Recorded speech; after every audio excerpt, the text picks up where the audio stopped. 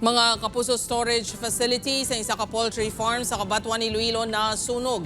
Masobra 76 million pesos ginbilin nga danyos. Si Julius Bilacaol nakatuto.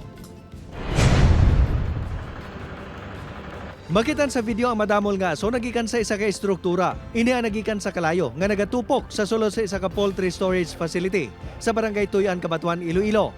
Natabo ang insidente kahapon sa aga. Iyang bowling made of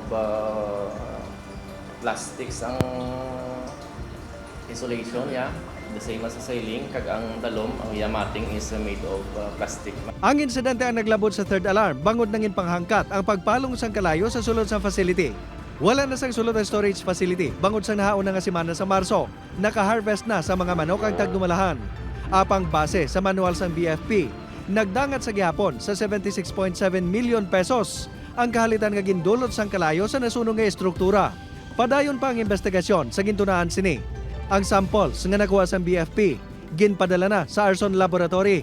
May ginkuha kita dito nga mga samples, like for example sa mga electrical nila. And nagkuha man kita dito sa samples for possible nga makalid man sa atong investigation. May pila ka trabahador sa poultry farm nga dito sa lugar sa natabong ang sunog. Apang nagpaiway ang mga ini nga magpa-interview tungod wala sang pahanugot sang tagdumalahan. Ginpadulungan man sang news team ang opisina sang tigiya sang poultry farm sa Banwa sa Santa Barbara. Apang wala ini nagatubang tungod may meeting nga ginaasikaso.